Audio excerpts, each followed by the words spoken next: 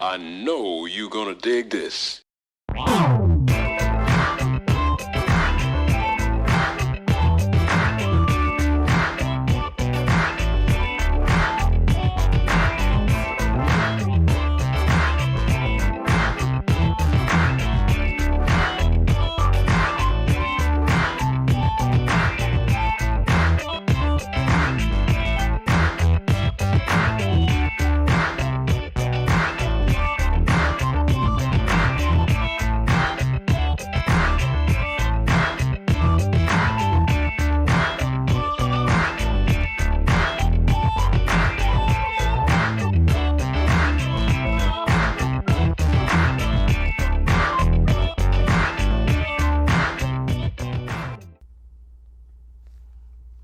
Ladies and gentlemen, we have exclusive today, Mr. Larry Humphrey, legendary bass player for the group SATCH Company. How you doing, man? I'm thankful for another day, bro. Oh, man, what brings you here, man, to the studios of the Funk Center? Well, to here to support the new museum that's going on for the funk music, thanks to my friend and road manager, Mr. Emmett Foley. Emmett's a great man. We're so glad. We had a conversation with him a couple of weeks ago. Very talented man. Knows a lot, actor, extraordinary, the musician, everything. I'm so thankful knowing Mr. Emmett Foley. Yes. So tell us this. I see that you bass player. What got you into playing the bass? Well, it started from my older sister that had all the new music back in the day, back in the 60s. And when I first heard Kenny Dave, he's like my big brother and my producer. When I first heard him play bass, that's when I knew I wanted to be a bass player. Okay. So what groups influenced you? Because you got that Fender looking really nice, that 5-string. The Ohio Players. What? James Brown. Well, all right. Well, give me a little bit of Ohio Players, man. What Marshall Jones, he influenced you? Jones taught me what not to play. Okay. Jones would do something like.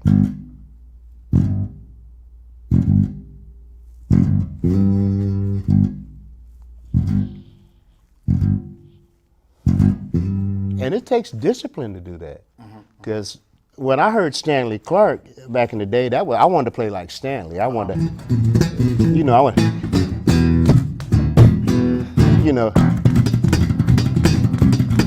but Jones laid it down like.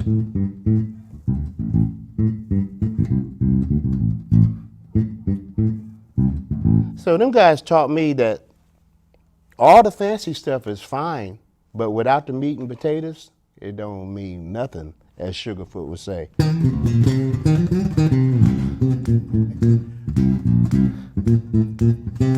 Fire, Now, one thing about Marshall Jones, as you know, they call him the Rock. Where did he get the name the Rock from? I don't know. I think it's because of the way he rocked the bass. I'm Yes. guessing. I always know. tell it because he was the rock behind the beat and the drive of the Ohio Players. That him makes and Jimmy sense. Diamond. And also, too, we can't forget about Greg Webster. Too. Oh, yes. Yes, Yeah. yes. Now, tell me this. I understand Marshall never, on none of his records, he never plucked the bass or popped the bass. What was his idea behind that? The getting that upright, from talking to him, Marshall always wanted that upright tone. And that's why he took the frets out of his bass years ago, before they even made fretless basses. Marshall wanted that low.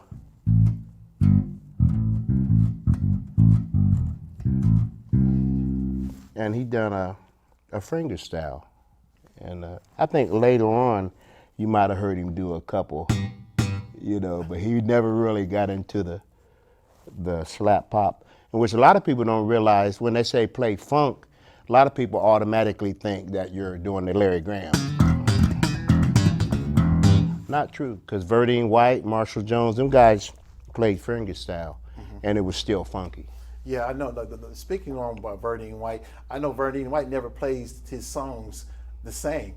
You ever heard, like when you played with SATCH Company, how did you play your sound for SATCH? What did he want you to do? Well, we did a lot of the stuff by the Ohio Players. So I was playing the lines like Marshall Jones would play them, unless we were doing another cover song or an original. But I mainly played the way Marshall Jones, like when we did Roller Coaster.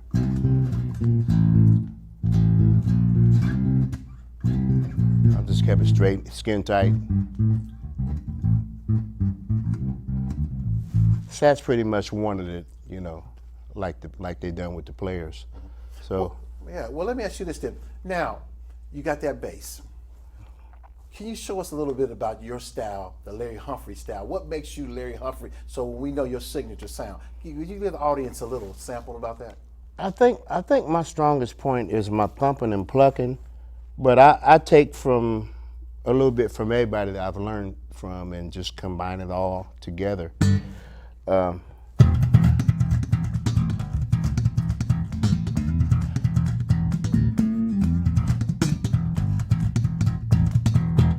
a little trick that I learned from Victor Wooten.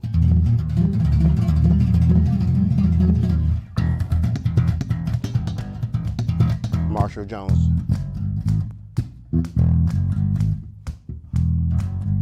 All right, go into Bootsy. Go a little Bootsy with it. Yeah. All right now. Hold on now.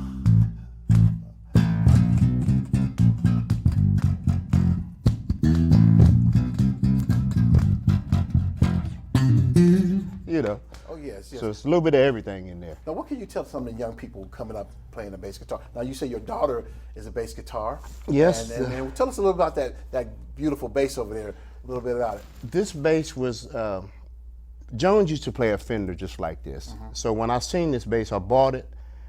And me and Jones had got together. He came up to the studio and he signed it for me.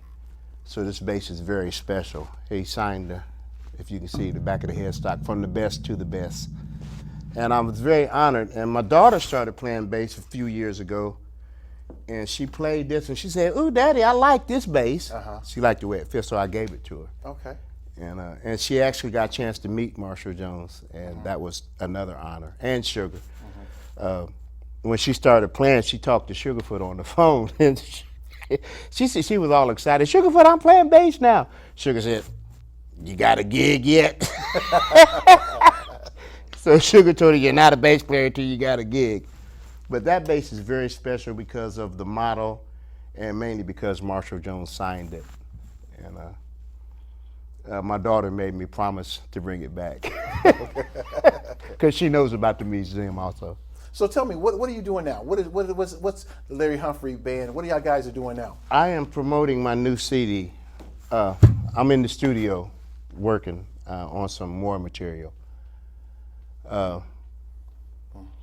I got a new band with 6 members. I featured 2 bass players, me and another guy, Melvin Jordan. Okay. And I'm working on some local stuff right now. And Mr. Emmett Foley's going to be coming in to help me with some booking. Great. And hopefully doing some regional stuff. But I'm pretty much working in the studio on original stuff, trying to keep my chops.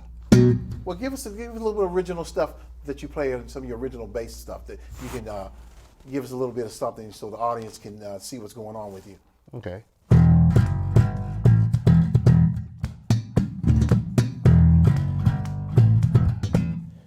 Giving up the funk.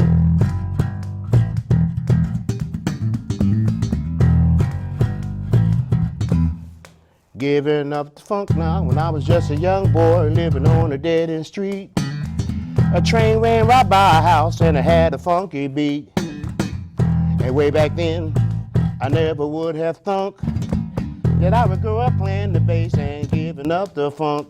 Oh, that's nice. That's nice. That's nice. A true story. Oh yeah, yeah. So tell us a little about your childhood. When you, like I said, you got into bass guitar, and what school did you go to? When you start getting into the bass? High school, elementary, so people would know, because you're a legendary legend out here. Well, thank you. I went to Springfield North School and Springfield South High School, and at the time, make a long story short, they ran me out of both of them. Oh. I was real hyper as a child, and it landed me in trouble. Not making excuses, but it was nervous energy directed the wrong way. Right. And then when I seen my big brother Kenny Dave playing bass, I told he's my pastor now, Pastor Robert Buford. I said, "Well, I want to do what Kenny's doing." You know, he took me to. I was 6 or 7 years old, and when I started playing the bass, it was an outlet, and I noticed right away anything that I heard I could play. You know, my girl, you know, that kind of stuff. Talking about my girl. So you know, I would just sit by the radio, and everything that I heard, I would just pick it up. For the longest, I didn't even know A from B. I didn't know my notes. Is that important? Is that important? Learning your notes. It's very, very important to learn your instrument as much as you can about it. Learn how to read music, even though my reading sucks. I can read chord charts. I learned that from playing with the jazz band. But I would say, the answer to your question to the young musicians, learn your craft. Also learn the business and practice. Practice is very important. Could you say that one more time? Can you say that one more time so the people will understand, and young people will say, learn the what? Business. Why is that important? Because so people won't take advantage of you, because there are so many famous musicians like the Funk Brothers. Yes. I mean, you know, the list goes on and on. They wrote all that beautiful Motown tracks, and they didn't get credit for it. So it's very important to learn the business. Also, you know, learning your craft. So and protect your music. You know, do copyrights. Right. And it's just so much. Here I find myself. I'm very thankful. I'm 60 years old, and I'm still doing it. Yes. And I thank God for that. And once again, Mr. Emmett Foley is back in my life again. I haven't seen him for years. I'm thankful for him. He's going to be helping me. It's like a ton of bricks being lifted, because he's going to be handling a lot of the business. Good. Good. But it's very important to, like I said, learn your craft, play scales, and learn the business. Okay, a couple more questions to ask you. Now, since you grew up in Springfield, Ohio, Yes, sir. what's some of the people don't know? A lot of national people came out of Springfield, Ohio. You want to represent them and let them know who came out of Springfield? Oh, Johnny Lytle for one, Jimmy Foster, Buzz Palmer. What are you talking about? Somebody famous? Jonathan Winters. He's from Springfield, but Johnny Lytle was one of my main influences. I'm glad you brought that up, because I don't want to forget him. Johnny taught me. He was the one that stayed on me about learning how to read, and he taught me about playing jazz, and that's when I started playing upright in '78. So Buzz Palmer and Jimmy Foster, them guys showed me stuff like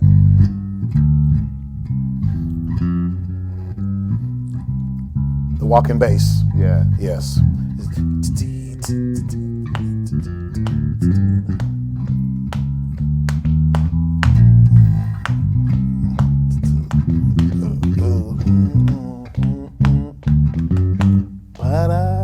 So so I got took a little bit from everybody. Yes. And kind of found my own niche. But I love it all. You also too is one of the recent famous person out of Springfield, Ohio, John Legend. John Legend. I know his family, but I've never met him. I would like to meet him. But I am very proud of John Legend. He's doing his thing. And John, if you're watching, if you need a bass player, give me a gig. Well, some people don't know how gospel influenced you as a bass player. Oh man! Tell us a little bit about that. I played with a group back in the '80s, around the same time I was affiliated with SATCH Company in Emmett, a group called the Gospel Sunlights, and they did a bunch of. The way they did gospel was a little different than what they do it today. They was old school. Father, I stretch my hand to thee. No other help I know. If I withdraw myself from thee, I wonder where That quartet go. sound, yes. Yeah, And so I learned a lot from playing with them guys. And me and Gerald Harrison, the guitar player, we was really into the funk, because he was playing with SATCH Company at one time. Right. And so we was with SATCH Company around the same time we was with the Gospel Sunlights. And we would come to rehearsal after playing with SATCH and go to the gospel group, and we was playing funk.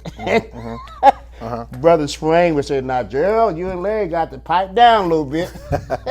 but we had a lot of fun, and it was a learning experience. So, and back to your other question, what I would say to the kids: learn as many different styles as possible, even what you don't like. If you learn what you don't like, that's where you find that the real lesson. That's where the real lesson is. If you learn how to play stuff that you don't like, listen to stuff you don't like. Well, I tell you what, I'm gonna let you play 2 or 3 minutes of give us a clinic on different styles from pop to funk, Okay. and just go off and do your thing, and when you finish, you let us know. Okay.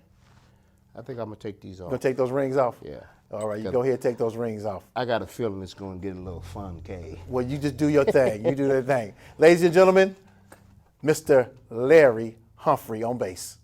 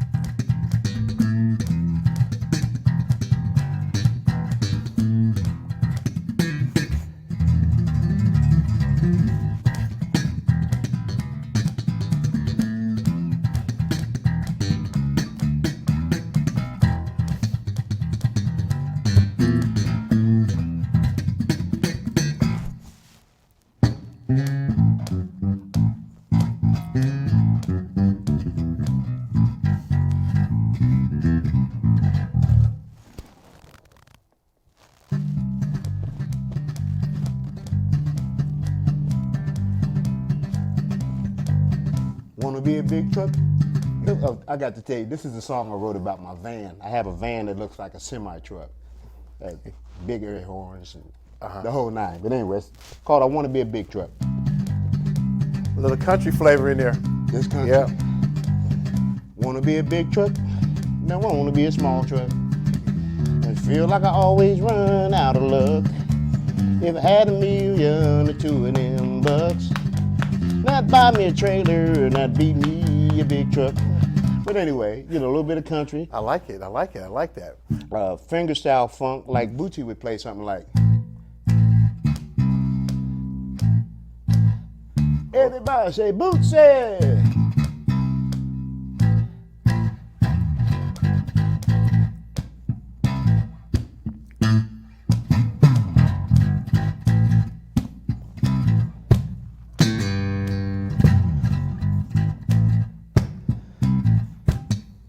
And Jones.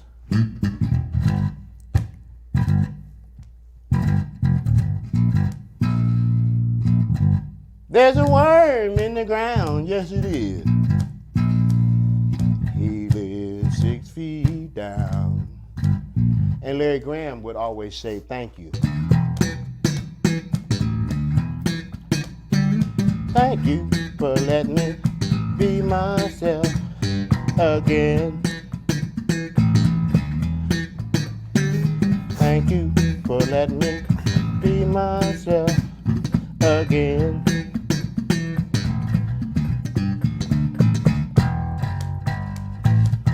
This is Larry Humphrey.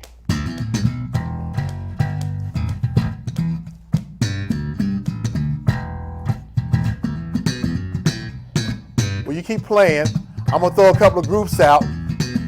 Let's go a little Slave on there.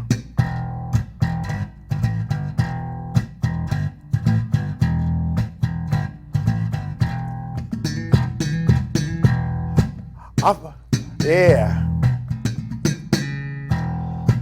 What about a little Lakeside?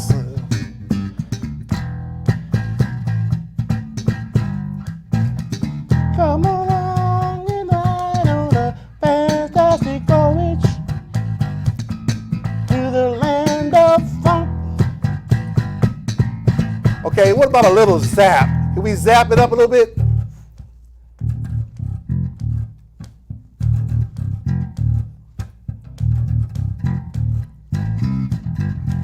More bounce to the ounce, much more bounce.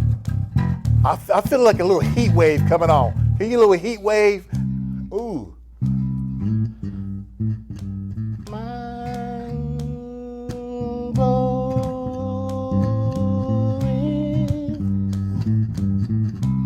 What about a little groove line? Mind blowing. Time to go. Oh, man. You're making me think. Groove line. We're riding on a groove line tonight. Boom, boom, boom, boom, boom, boom. I need to hear it. Boom, boom. It's been so long, I need to hear it. Well, yeah. What about a little phaso? Oh.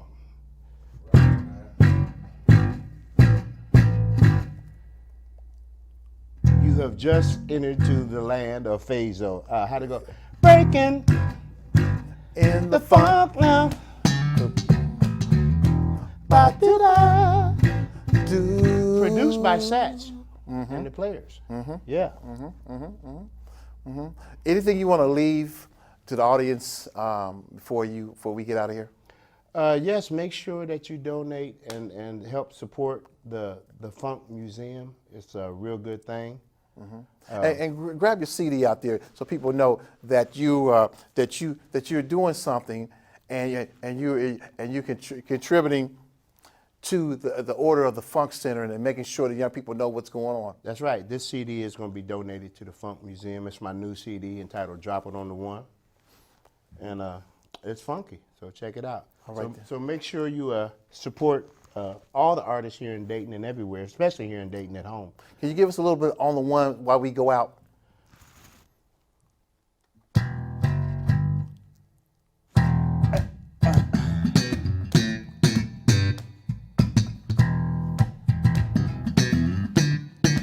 Drop it on the one.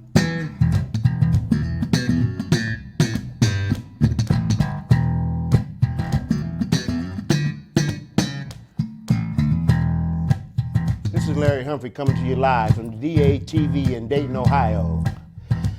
In breaking news today, some new funk has been dropped and is rapidly spreading around the nation. Oh yeah. Stan the Man, help me drop it.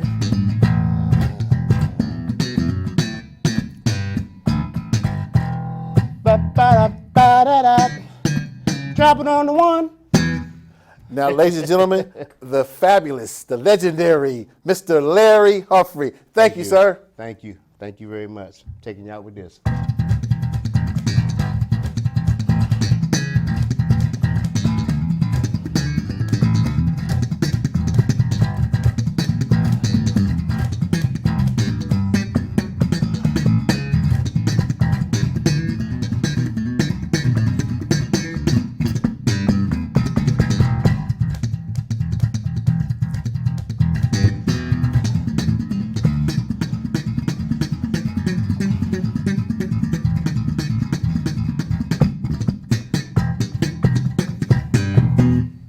Peace. Thank you, sir. Thank you.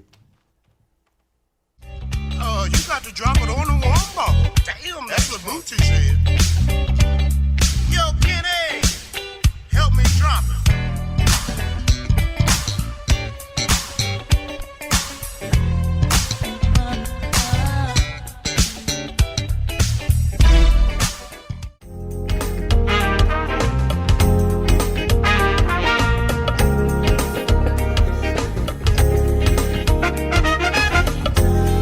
My bad girl,